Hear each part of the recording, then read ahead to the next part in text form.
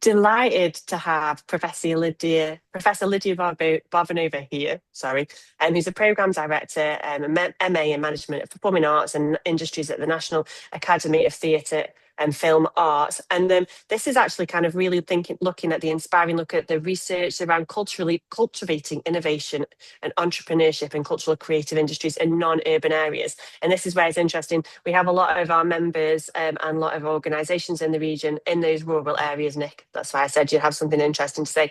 They kind of, regularly ask us about how we can support and think differently about how we support the capacity of the cultural sector in those rural areas. So we're really interested to hear about how that's happening across Europe and the model that you have there, Lidia. So I'm going to hand straight over to you. It's just to give a little bit, Lydia's going to do a presentation. If you want to ask questions in the chat as we're going through, that's great. But Lydia's going to do her presentation and then we're going to do Q&A afterwards. So hopefully that's okay.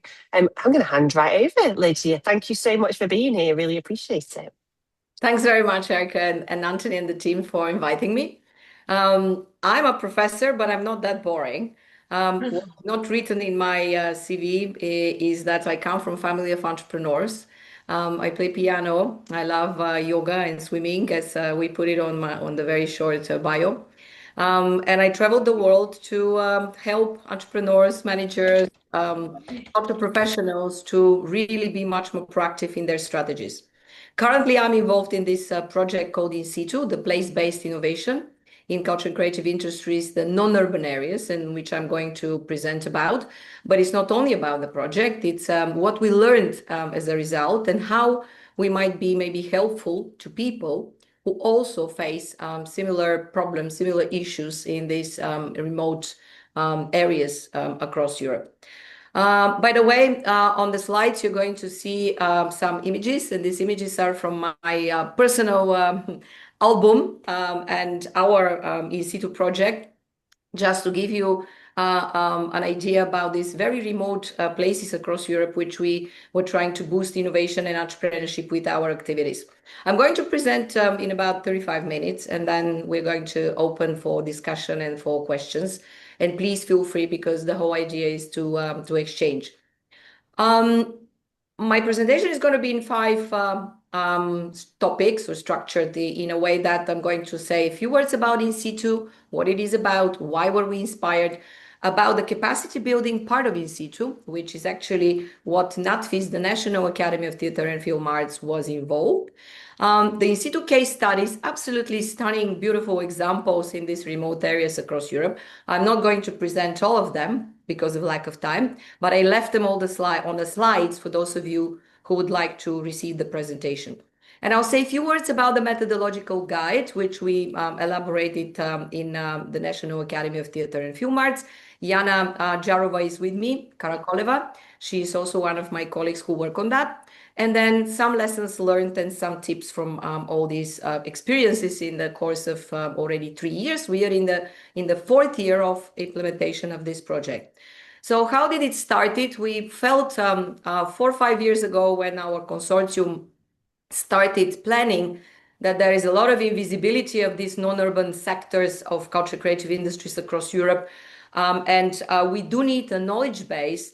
We do need to really force and work for horizontal local networks that were lacking.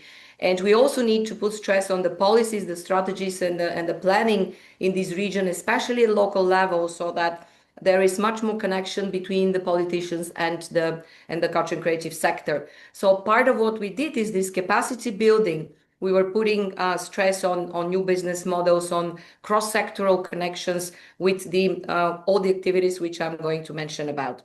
You see the consortium of partners. These are 13 organizations, and our academy is one of them. They come from Iceland, Croatia, Latvia, Ireland, Portugal, Belgium, Spain, France, and so on. Together with that, we have the outreach partners, and these are some very, very prominent networks in different areas, which we kind of use their capacity and their contacts for dissemination of the project activities. And also we have an international advisory board with people from Australia, South Africa, Canada, United States, Austria, which are helping us with some advices. And this is also a kind of good advice to all of you who start working or you work on international projects, it's very, very important to use the power of the networks and to also to have an international advisory board, because these are people who help you voluntarily with their capacity and with their knowledge and experience. So what was the capacity building, and what did we learn, and we're still learning about the creative entrepreneurs in these non-urban areas?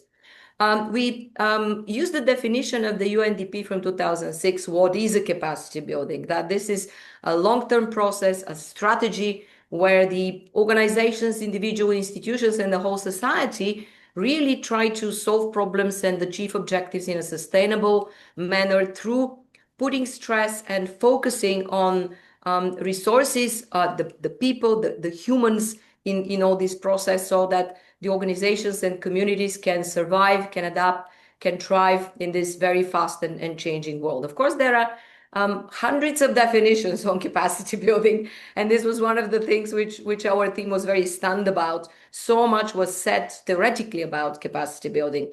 So in our methodological guide, which I'm also going to say a few words, we were trying to also capture some of those interesting definitions and connecting them with practice. Why the capacity building in non-urban areas is so kind of unique? There are a lot of challenges, and those of you who work and live in remote areas across West Midlands region and the world, you know them. Limited access to funding, very underdeveloped infrastructure, very squeezed local markets, in many cases lack of technical equipment, isolation, lack of international networking. But also these places offer great opportunities, and we found out that there is a lot of potential for connection between tourism and the arts, about very specific traditions and specific local skills which these people are trying to really use in their projects.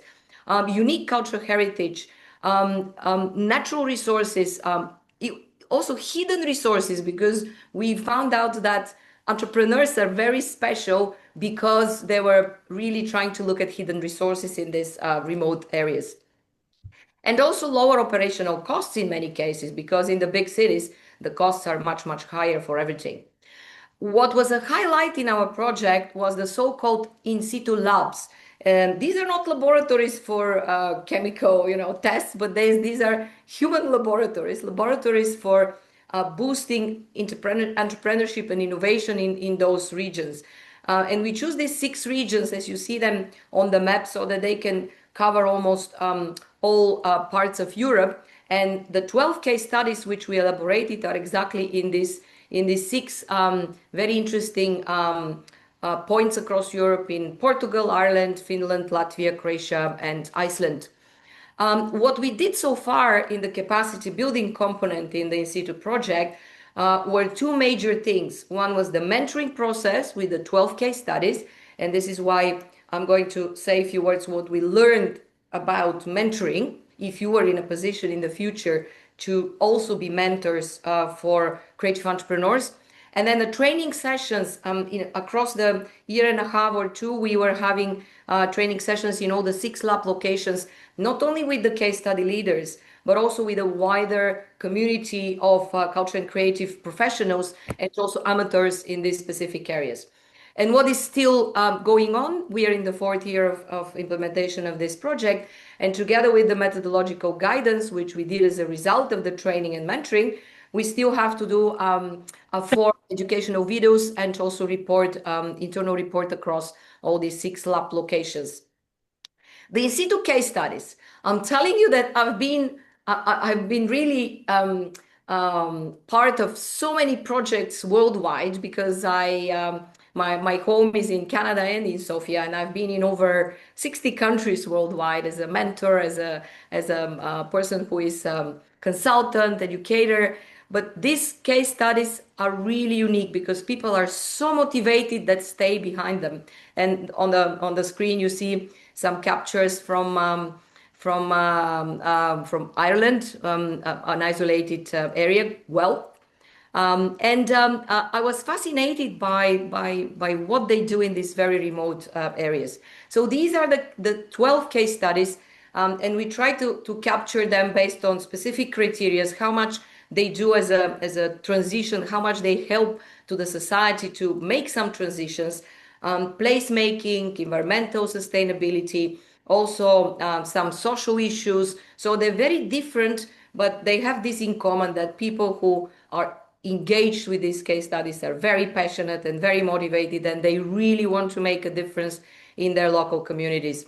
So I'll say a couple of words about maybe 5 or 6 case studies. The Icelandic region, we have 2 interesting case studies.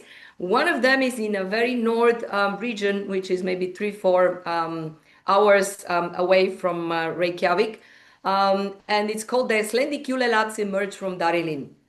As you might know, Icelandic people have not just one Santa Claus, they have 13 Santa Claus, which they call Julelats. And the person who lives there, a very interesting social entrepreneur, who also does dairy productions, he decided to put big statues, 4 meters long, 4 meters tall, of these Icelandic Julelats across this very remote region to really emphasize on storytelling, heritage, intersectoral collaboration, and to really introduce these characters of the legends to connect the local economy, craft tourism, and to also have some family fun, and to put this specific region on the international map. In Iceland, we also have the project called Creatrix Rumihix, which is in a small city called Borganes. This is a platform for individuals to engage, to connect the education and the arts, to put stress on social innovation, to promote cross-sectoral collaboration, and to really, really emphasize on the youth engagement. Amazing people who are still looking for a home for this project because they're using the local school, but they want to have their own home as a culture and community center in Borganes. The 2 case studies from Latvia are also very, very unique. One of them is in Valmiera region, you see it on the left-hand side, and it's called Valmiera County Manor Network. Why? Because there is a huge problem in Latvia after the collapse of the socialism. There are a lot of abandoned manors that are really kind of going to fall apart if nobody cares. So a girl called Rita from Valmiera decided, together with the Latvian Cultural Association, to really boost these places and to work together with the local community so that they can develop something very creative and connect culture with tourism. Of course, this is a very, very long-term project, because you can imagine that renovating even one mansion is very costly. And of course, the issues here, which we found out together with many, is the ownership, because many of those mansions are privately owned, and of course the owners would like to transform them in something that is commercial. So there is a long way to go, but we are very proud of these people in Valmiera, so that they really want to preserve their heritage from the past and to transform it into something that is connected with the arts, culture, and creativity. The Laos County community is the other project in Valmiera region, which combines agriculture, creativity, sustainable living, community building. So the garden is a production space, but also a social and cultural space. So the 2 girls that are young women that are running this project, they strongly believe that by selling these agricultural products, literally selling them on the market, they also gather around some creative artistic events, they learn from the community, and they try to put stress on the connection between the arts and nature. And we also think this is an eco-innovation, because the ecological parts and ecological actions in the arts are also very prominent in many, many areas across the world. 2 more, and I'm going to stop here because the others are also very interesting. This is Croatia, in the parts of Šibenik and Knin, also isolated areas. Šibenik is on the Adriatic coast, but Knin is a little bit further inside the country. So in Šibenik, we have a very interesting organization called Repertoire, which aims at collaborating with local communities, local stakeholders, and now they want to also do a virtual platform that will present all the arts and culture events, even the not-for-profit organizations in the Knin and Šibenik region. So they have a series of activities. It's a very interesting place, very cultural, very sociable. They also have a cafe, so it's a kind of creative hub for the locals in Šibenik. In Knin, the project is called From the Gig to the Audience, run by Katerina, a very interesting place which puts stress on the non-formal education of kids, because they strongly believe that when the kid starts performing from their very early ages, even 5, 6, 7, 8, and then they are given the opportunity to perform on the stage, this could be something which they can make a different life further, because playing music is something very beautiful, and they can be future audiences, but also future professionals in the music business. So this contribution to developing children's potential to become future audiences and supporters of cultural scene is also something very, very, very powerful. I left the others on the slides for those of you who are interested. So we completed training in these 6 areas, in these 6 remote locations, and we had really a very, very good interest through local professionals and amateurs to come to our training sessions throughout, as you see, almost 1.5 years' time. I was privileged to be part of this training and mentoring in all these regions, so I saw on the ground what actually happens there.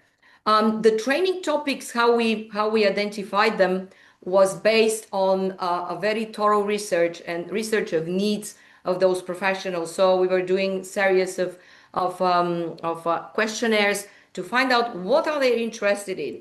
And of course, we also connected it with our capacities in the National Academy of Theatre and Film Arts, because we're not like experts in everything. And the in situ goal. So basically this triangle identified the training needs. So some of our topics were related to financial and fundraising opportunities and how do we apply to the EU funding, a very, very kind of hot topic. The networking and partnership, building coalitions at local level, audience engagement and development, especially the visual and written storytelling. And by the way, the financial opportunities and the storytelling are going to be also 2 of our 4 future videos, which we have to elaborate, like educational short videos. Then applying digital technologies in practice, sustainability, especially strategic management and leadership, social and business entrepreneurship, something very interesting, which I am very, very much impressed about, and I work on it because I strongly believe that in culture, we are entrepreneurs and we are social entrepreneurs. Digital marketing, collective trademarking, and new creative spaces were also topics which in some of these sessions we also elaborated. Together with the training, we had the mentorship process. So the methodology was that these 12 case studies were connected, each one of them with 2 mentors, one from the locality and one from the in situ consortium. So we were having online and also offline mentoring. We discovered that it's very important through the mentoring process to have a very thorough documentation. Although the mentoring is something which is one-to-one, it's something confidential. Although it's very important to have the templates from the sessions, the mentoring letters, which of course we keep confidential, and to have in mind the ethical aspects when we're doing this one-to-one mentoring. We had a feedback which was very positive. 2 feedbacks, one was from the mentors and then from the mentees. And now our next task is to combine everything and to really have this thorough report on that. Although in the methodological guidance, which I'm going to say a few words about, we also put stress on our lesson learned from the mentoring sessions with our mentees. So now the methodological guidance. It took us maybe, I don't know, Jana will tell me, but maybe 5 or 6 months to elaborate this. And it is online. I put here the link. It is also in the presentation of the session. This guidance is about what is capacity building, what are the different types of training and mentoring, and also other capacity building methods, and then what did we learn throughout in situ project. On the right hand side, by the way, you see pictures from the beautiful Azores. We were having last session with the case studies in Ponta Delgada. This was in Azores region, because as you know, one of the issues in Azores is that they are isolated, 9 islands that are very much isolated. And our projects in Azores are also very interesting. So the methodological guidance, the overall goal was to enhance the capacity and the innovation in these cultural creative non-urban areas to really have this path to leading them to more sustainable place-based innovation. The target group for this methodological guidance is mainly for trainers, for mentors, coaches, people who also for local organizations, people who would like to help the locals with their capacity as educators and also as mentors. So our key approach was that we were taking all the experience from the labs, from the in situ labs, and our capacity building actions, but also we were looking at some theoretical resources and what other people across Europe are doing in the capacity building development and working with these remote areas. And as a result, we elaborated this like kind of manual for the methodological guidance. So we were trying to tailor to specific cultural and economic context because, as you see, these 6 places across Europe are very, very different. They have some common characteristics, but they're also very different in what's happening there. We were trying to ensure that the local artists, the local creatives, the lab leaders, and also the stakeholders are also involved in this training and mentoring content because at every point we were asking for their opinion. And we were focusing on the practical application, on the case study. So this manual is a connection between theory and practice, maybe more kind of prevailing with the practical knowledge together with the theoretical one. We were having, as I said, workshops and seminars, including online and offline sessions, and the hybrid format, which, by the way, was pretty hard. I'm an educator for many years, and I really see that the hybrid formats, having people in the room and having people on Zoom or whatever online portal is really not easy to manage. You have to have a good experience as an educator to be able to do that. Peer-to-peer learning, we were really trying to exchange the expertise between the participants. So we were acting as facilitators, as mentors, but not like as trainers, because in the room we had really people with diverse, very, very profound experiences in different areas. Some of them over 30 years of experience. We also had these site visits and field trips, which helped us a lot to look at the locality and the reality in those isolated places. And we gathered a lot of online resources for our participants because now the world is open and we were trying to look at what is available online for their learning. So now the lessons learned and also the tips. And on the left-hand side, you see the beautiful, beautiful region of Croatia. This is on the Adriatic coast. This is part of Šibenik community, a very beautiful place, but also quite isolated. What did we learn in the last kind of 7-8 minutes of my presentation? The first important thing is that we have to secure a very smooth collaborative preparatory process. The preparation for this mentoring training is something very important. You might have a session of an hour and a half or one day, but this one day, believe me, costs like 3 months of preparation, connection, and looking at how to really organize this in the best possible way for the participants.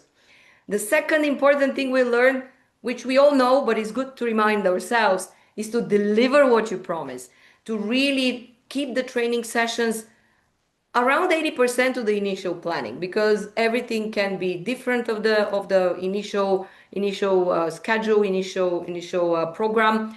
Of course, participants are active people and they always ask questions, go to different directions. But as a good trainer, you have to really keep in mind the initial promise, what we promise to deliver. To involve the local speakers and presenters, something very, very important. Our first session, which we did, was in Rauma. We didn't involve that much, Rauma in Finland. We didn't involve that much local speakers. And we really found out that that's very, very, very important, because the locals know much more the concerns, the issues. So the connection between an international training team and the locals is something which we found out as very, very important. And this is why the next sessions, which we did in Azores, also in Croatia, in Iceland, we involved local trainers and local experts to join us. The Icelandic seminar, for example, was very much predominant by the local people. And this was also because of the language, because some of them in these remote communities, of course, they understand English, but the English is not the primary language. So we found out that it's really important. Implementing interactivity in the training and the hybrid formats. Our sessions were not just training, like talking on behalf of the facilitators and trainers, but this was maybe 30% presentations and 70% interactive learning. And I'm going to say a few words also about those methods of interactive learning. And using the training for network, for knowledge sharing, and for learning. We had a little bit longer coffee breaks, nice lunch where people can really connect to one another, and visiting the projects as more as possible. So we found out, and we elaborated in this methodological guidance the loop for these methodology, so that we start with the need assessment, identifying the areas of capacity building, and then designing the sessions, delivering the sessions, facilitating, and then the post-session support and follow-up, something very, very, very important, which we put stress on, and continuing monitoring and evaluation throughout all the time. The interactive training methods are elaborated in this methodological guidance. The one in the red we used in our in situ training. The others, like gamification, flipped classroom, immersive learning, quizzes, simulation, are possible, although we didn't use them in our capacity building. But we made this a menu, like a menu of options when we start putting stress on interactive training methods, just to know what might be there. Then the online and offline, the hybrid training was also part of what we delivered and elaborated and delivered. It's very important in this case, if you are in a position to do such kind of online learning, to look at should you do asynchronized or synchronized classrooms. What is the digital literacy and connectivity challenges in the region? Because in some of those areas we had issues with connection. Others were much more developed. What is the local infrastructure, and what kind of support you can receive from technical support throughout the whole process? And what kind of the best or the right learning management system you're going to use for developing and for delivering such kind of training. The options for the mentoring are also different. So mentoring is a term which is part of capacity building, and then the personalized methods could be different. Not only mentoring, but also budding, shadowing, advising, tutoring, instructing, facilitating, coaching. So in the manual, we are having all those different types of options, discussing the pros and cons of them. We used mentoring because this was how we started the project from the very beginning, and we wrote it and we applied to the European Commission, to Horizon Europe program. I forgot to say something very important, that the IN SITU is supported by the Horizon Europe program of the European Commission. And finally, the strategies for effective capacity building. What we came up with is that when we do capacity building for these isolated areas, it's very important to have this place-based approach, to be context-specific, because one training that is in Azores, maybe some principles could be adapted to be happening in Iceland, but not all. So every context has a different uniqueness and specificity. So it's very important to tailor these initiatives to the needs and the specificity of the region. The participatory and inclusive approach, I already mentioned it, but I want to emphasize that the involving the local stakeholders and the local communities, not just in the training and mentoring, but in the whole process of designing and designing the whole methodology is something very important. The integrated approach is another strategy which we found out is very important, which is connecting culture, arts, creative industries with innovative practices across the region, with something that is outside of arts and culture, what we call crossover innovations, something that is maybe in agriculture, maybe in the local infrastructure, maybe in the economic development, in healthcare, and so on. Collaboration and partnership, building really partnership between the local, as we call them, kind of players, but also between them and other organizations like the educational institution, for example, the private sector, and so on. And the last two, the empowerment. So the fact that the local creatives have to take the ownership on their projects is very easy to say, but it's not very easy to achieve. Like, for example, in the case of Latvia with these manners houses, the contribution of the locals, the fact that they have to understand that their efforts in arts and culture are also contribution to the growth of the local economy is something very important, which we still have to work on. And sustainability, ensuring really what's happening after the implementation of the project. We are now in the 4th year. We have another 7 months until June to finalize the project, June 2026. And we are now in the process to really stressing on the sustainability, what is left behind. Shall we do another second in situ project? How to keep the connections going between us. So what is next from the position of the National Academy of Theatre and Film Arts, as I mentioned, is the report on this training, coaching, mentoring across the 6 labs, and the 4 educational videos, which we'll be happy to also send you a link when we produce them somewhere, maybe in April. On the right-hand side, you see Rauma, this isolated, very, very beautiful area in Finland. And this is one of the houses where one of our artists also live. So as you see, these are isolated places, but they do really miracles with their projects there. And most of them are social innovators and social entrepreneurs. Without even thinking about that, they discovered throughout the project that they are social and social entrepreneurs, and they really do social innovations because what they do is something very unique. So these are some photos from our training sessions to complete from Valmiera, from Galway. You see the smiles of all of us and this interactive learning together. We had a lot of case study analysis. We were also working with some fun exercises. We were looking at some innovative angles, how to boost our capacity to think more innovatively. We were also using kind of role-playing format, so variety of training that involve people, and it's very, very interactive. I'll leave you with these beautiful images on the right-hand side. These are also from Rauma, and the down where you see the drums is from Knin. This is actually a garage which is transformed in Knin, Croatia, is transformed into, as you see, into a creative place, into a recording studio. And north, the other picture is also from Iceland. I will leave you with this thing to maybe remember that our investment in the creative capacity of non-urban areas is not just about economic growth. It's about unlocking this new era of the rural renaissance and building very vibrant cultural and artistic futures. And by the way, in Rauma, I met for the first time in my life, on the right-hand side, you see the robot.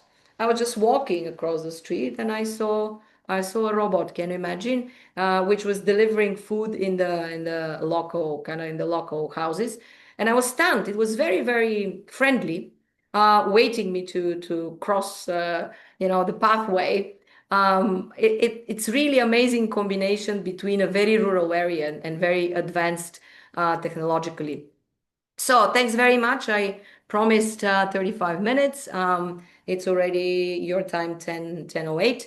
Follow us on social media. And of course, those of you who would like to receive the slides, I'll be more than happy to share because the project is public. It's also important for us to disseminate information. You can find me on my website as well. And I'm going to leave my contacts on the chat so that we continue sharing and learning together. Thanks very much. I look forward to the questions and, of course, the discussion. I will be also very happy to hear from you, your projects. I saw on the chat that you're incredibly interesting people in this online room. I have been in the UK many times. I used to study in Oxford for a while. I also visited Coventry. My first, by the way, gig, educational gig many years ago was in Coventry. We were having a summer school with the university there, and I was so stressed about my presentation. So you see, time flies by. So yeah, I love your country, and please, if you have not been in Montreal or Sofia, Bulgaria, please come and visit. Thank you very much. Need an excuse to come and visit, Lydia, just so you know. So thank you so much for that presentation. Really interesting. And what's interesting is kind of, trying to take some of the parallels and kind of the challenges that you're facing and how similar they are as well in our region. So if there's any questions that people have got, I'm sure there are people buzzing with some questions. Oh, Nick, I can see you ready to go on the non-mute button there. Hi, Lydia. Very good. Thank you ever so much. And Erica, yes, it'd be great to get a copy of the slides. Thanks ever so much. Lydia, so many points there, but really exciting, ambitious program as well, not least of its geographies and so on. One area really that I think is so important in terms of acquiring the skills and the confidence to grow and progress the sort of cultural sector in non-urban areas and rural areas is the skills and to engage other sector service providers and so on. That might be a local authority. It might be a local infrastructure and building organization, whatever it is. Did you feel that participants were coming through that mentoring program and training program and would have the confidence and the ambition to engage other sector providers? I speak mainly because having spent in a very rural, but albeit only one county in England, a lot of work on that one county, Herefordshire, it has taken a long time to bring the local authority, other service providers, the National Health Service, and so on, to really get behind and support creative and cultural growth in their area, because they understand the very valuable contribution it makes to the delivery of their own services.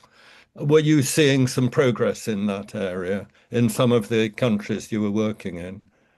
Thanks very much, Nick. Very important question, very important.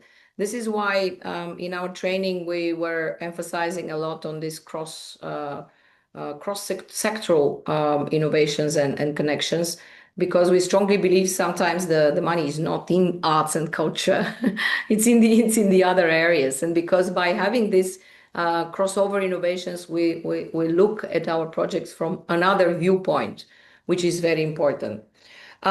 We found out very good connections between arts and education.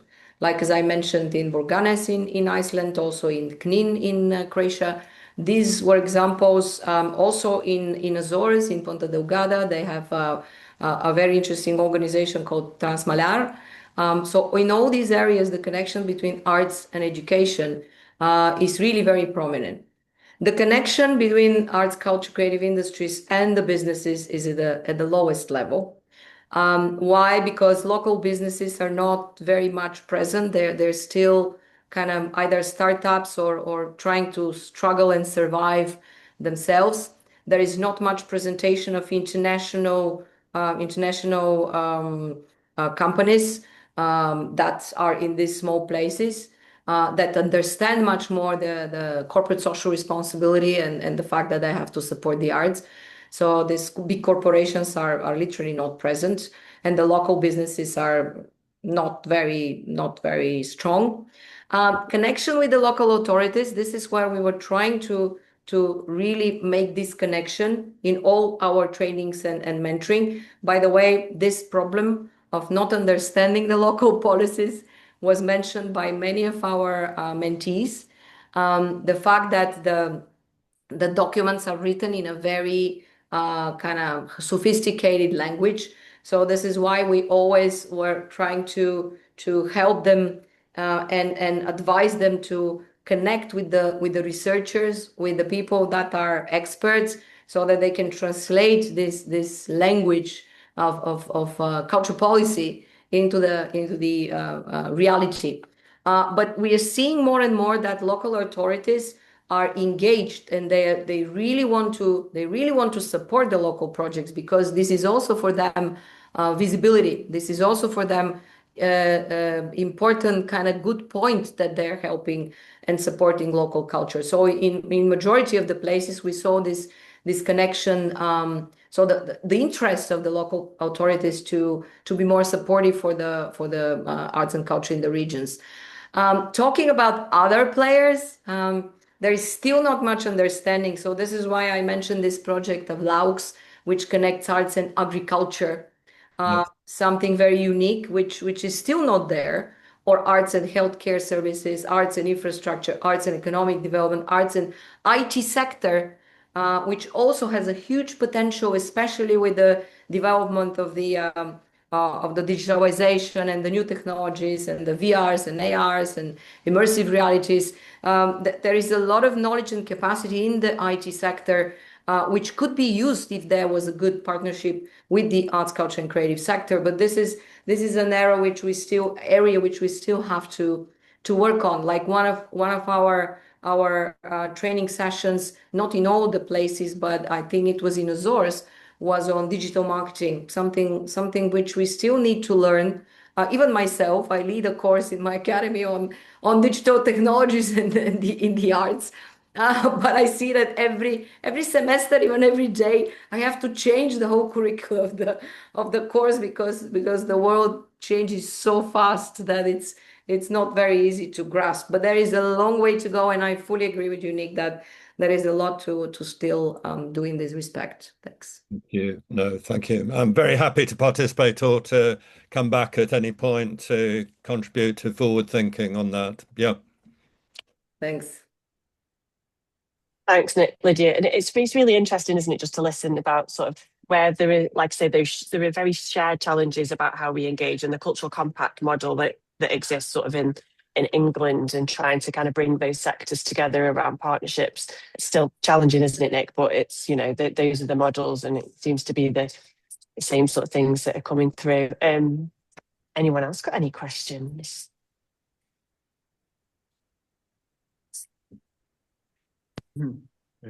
Oh, I've got Alex. Sorry, we've just got Alex is just saying then Nick, and come back to you, Alex. Hiya, thank you very much, Lydia, for that presentation. I think my question is around whether you found it a challenge to engage young people in these projects, because you've mentioned, especially in that last slide, about kind of this rural renaissance and having something beyond the economic impact that lasts into the future, and just engaging young people in that process. And what kind of solutions have you seen in your different projects?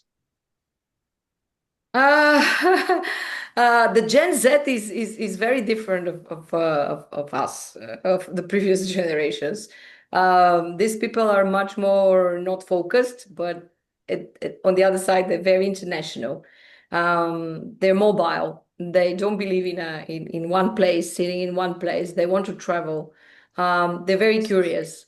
They believe in social entrepreneurship. At least this is what we see worldwide, what I see worldwide. How to engage them is very interesting question. The answer is we cannot engage them with our thinking, because the thinking of the previous generation is different.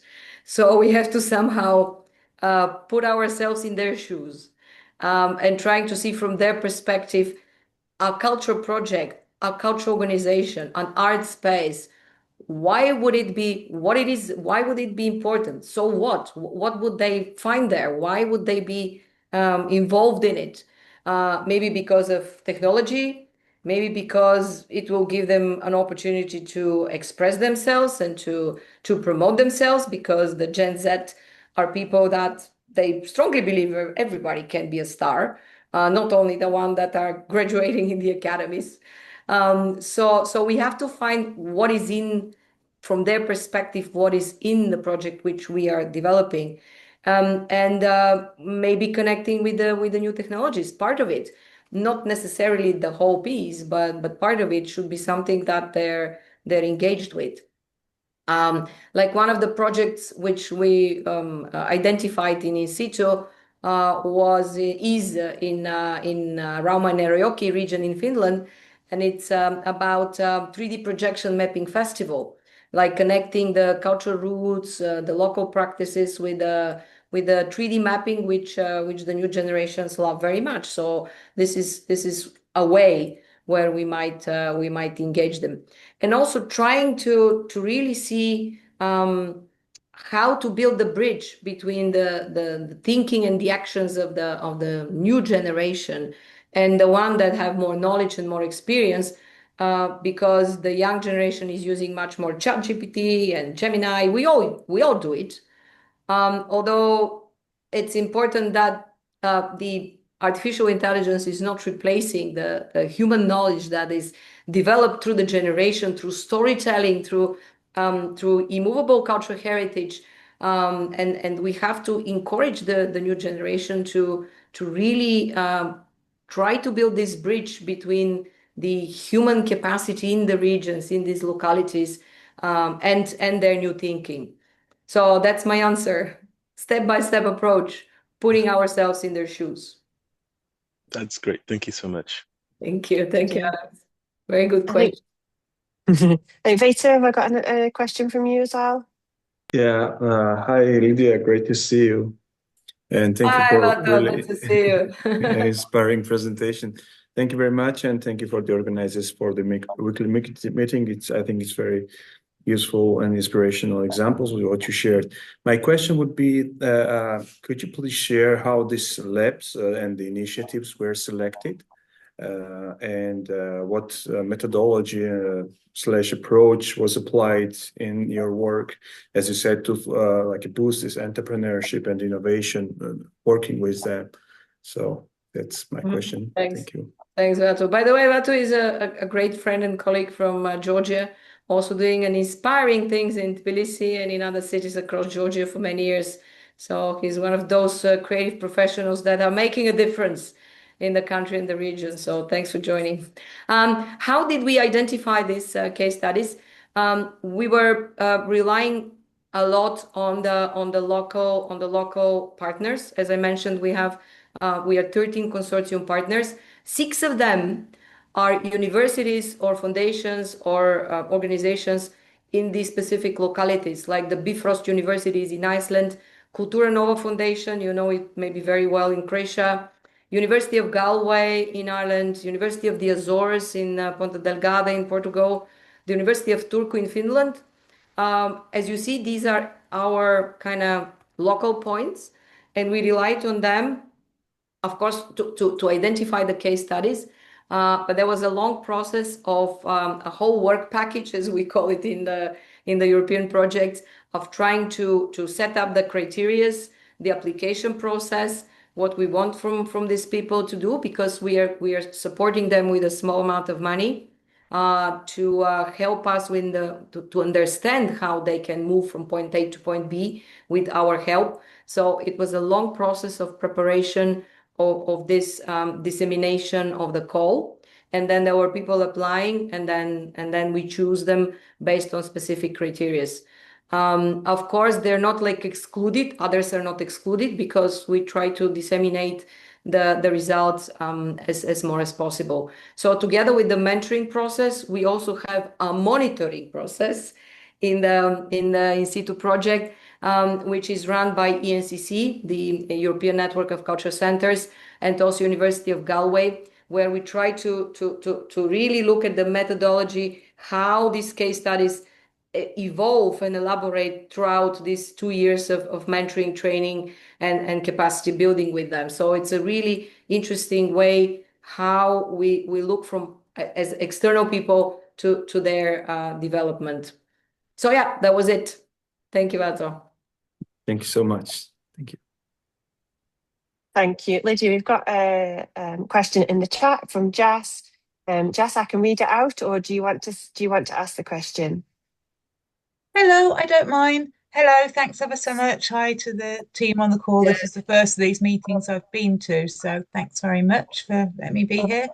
I'm really interested in how local communities can contribute to rural culture, and how often there's very small infrastructure in rural places, and how people can get involved democratically in creating new arts and cultural activity. So I was just wondering if the community where you were training were ever able to access that training, or perhaps whether it was maybe cascaded down by the people that you trained, and whether there was any funding available for the time of the people. If they were all professionals, their funding would have been covered by their employer. But if community people were engaged, what support there was for them in financial terms or ongoing learning and development terms. They may not have been involved, but I had some sound issues. So thanks, Jess. Yes, a very important question as well, because all people were professionals or working in specific areas, even amateurs, but they were engaged with so many projects, and many of the things they do it voluntarily. So yes, okay. their salary is in one place, and then they do this project because of their passion and their emotion and their motivation. So to bring them together was not easy, to be honest. Don't expect that this training was like 30, 50, 70 people. We were having very small groups of maybe 10, 12, in some cases up to 15. And it was a hybrid format, so that we open it up for people who are remote and who can participate online. Of course, everything was free of charge. There was no support for the travel. There was support for the travel only for the local trainers, the local facilitators. For the people, they were using the cars, sometimes shared cars to come to the place. So they were really putting efforts in that. As I mentioned, there was a small funding for the 12 case studies, around 5,000 euro maybe for the 2 years, to help them elaborate specific angles of what they want to do, and to also help us in the whole monitoring process with them, so that we can see how the monitoring methodology really works in practice, and what's the connection between the theory and the practice. So what else? Yeah, I think that was your problem. To find out more, I can look at those case studies, maybe. Yeah, please, and also at the methodological guidance, because we explain a lot of things there. But also for the mentoring sessions, we were having really problem issues with their busy schedules, the busy schedules of the mentors and the mentees, so that sometimes it took so much time to organize a session of an hour and a half, even online, because there is also time difference. Everybody's busy. We were trying to keep these sessions every second month, so that there is continuation, and we really see programs that they wanted to do it.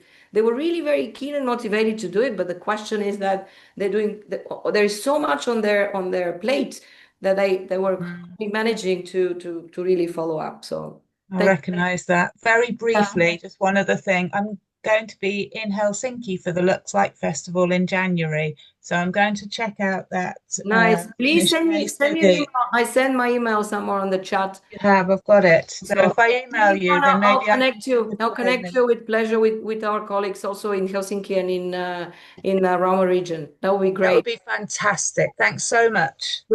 Thank you. As well. So we have a money question, Amy. Sorry. How much does this project cost in total for the 4 years? It was about I think 3-4 million. I can't tell you the exact amount. For Natvis was a small portion of 160,000 euros for the 4 years. But imagine that these are 13 partners and there are so many activities. We have 7 work packages, so many activities across, and also Horizon Europe, as you know, is a project that is mainly for research. So about 70, 75, 80% of what we did was research.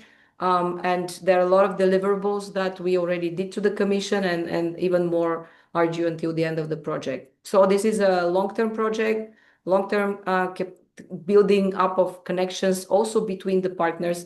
And these are educational and training organizations with very few exceptions, like Kultura Nova in Croatia, that is more a not-for-profit organization.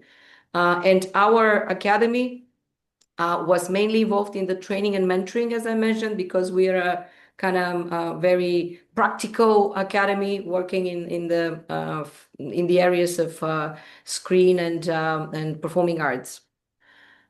So that's it, I think. And Anthony sent us some links. We have 1-2 minutes to finish. Maybe Erica. Yeah, so I was just going to say we're probably less than a minute now. So thank you so much, Lydia, and everyone for all of your questions. It's really, really interesting. As Lydia said, we will post the recording on our YouTube as normal, and we will also put a link to the slides on there as well. Lydia is more than happy to have people message her, get in contact. I'm really keen to share the learning, and also vice versa. I'm assuming there's lots of things that I'm sure that you can contribute to the conversation as well. So just very briefly, have an amazing festive break for those who are taking one. I will be off for 4 weeks, just like you know. So Anthony's going to be making all of the decisions, and so who knows what we're coming back to with Culture Central in He said he's going to do everything while I'm off. So but also in January we've got a really exciting crew session.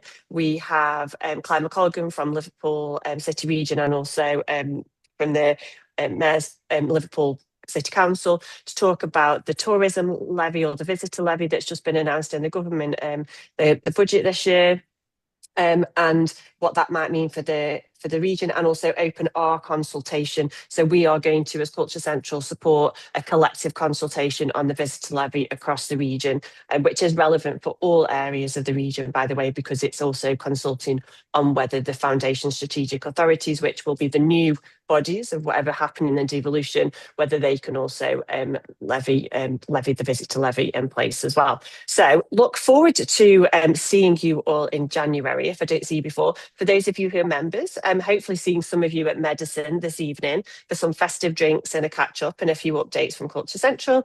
But yeah, lovely to see you all. And thanks very much. Thank you very much. Exciting. I'll also follow up the organization. Brilliant.